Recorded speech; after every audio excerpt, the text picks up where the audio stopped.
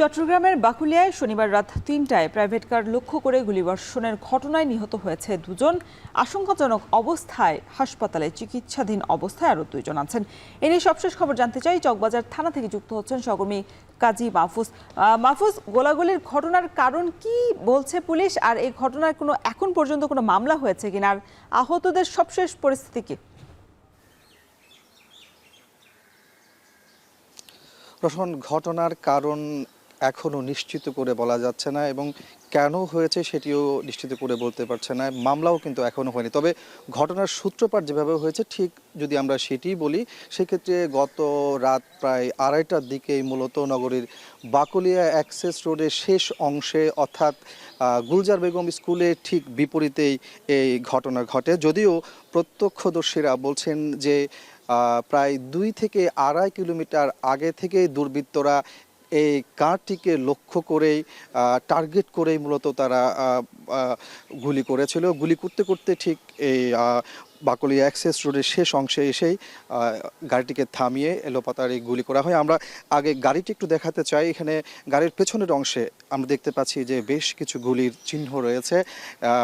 এই পুলিশ যদিও 9টি গুলির চিহ্নিত করেছেন, তার পাশাপাশি আমরা যদি একটু গাড়ির বাম পাশে অর্থাৎ যে দরজাগুলো আছে সেগুলো দেখাতে চাই, সেখানে কিন্তু দরজা যে কাঁচগুলো প্রত্যেকটা কাঁচই কিন্তু এখানে নষ্ট হয়ে গেছে, ভেঙে গেছে। অর্থাৎ ধারণা করা হচ্ছে এখানে গুলির কারণেই মূলত গ্লাসগুলো ভেঙে গেছে। এবং ভেতরের অংশে যদি যাই, সেখানে আমরা দেখতে পাচ্ছি যে চালকের যে আসনটি রয়েছে সেই চালকের আসনটি বেশ রক্ত, একই সাথে আশপাশের যে গ্লাসগুলো আছে সেগুলো কিন্তু নষ্ট হয়ে গেছে গুলির আঘাতে।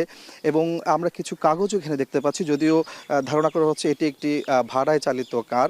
মূলত এই কারটিকে লক্ষ্য করে দুর্বৃত্তরা গুলি করে। এবং এই ঘটনায় আমরা এখনো পর্যন্ত যেটা নিশ্চিত হয়েছে যে 2 জন মারা গেছেন।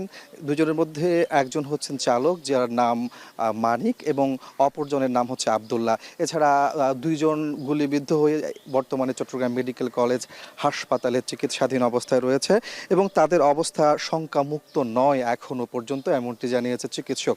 তবে কি কারণে আসলে এই গোলাগুলির ঘটনা ঘটেছে সেটি এখনো পর্যন্ত পুলিশ নিশ্চিত করে বলতে পারেনি। যদিও যারা এই ঘটনা ঘটিয়েছে তাদের আসলে সিসিটিভির ফুটেজ সংগ্রহ করে তাদেরকে গ্রেফতার করার জন্য অভিযান পরিচালনা করছে পুলিশ। আমরা আসলে এই মুহূর্তে চট্টগ্রাম মেট্রোপলিটন পুলিশের চকবাজার থানায় রয়েছে। গাড়িটি যেহেতু এখানে নিয়ে আসা হয়েছে, চকবাজার থানায় মূলত এই ইনভেস্টিগেশন কাজটি সম্পন্ন করছে।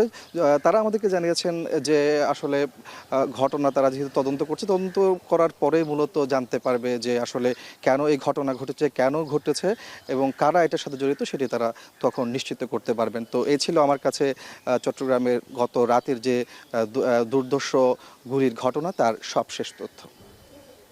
চট্টগ্রাম থেকে যুক্ত ছিলেন সহকর্মী কাজী মাহফুজ।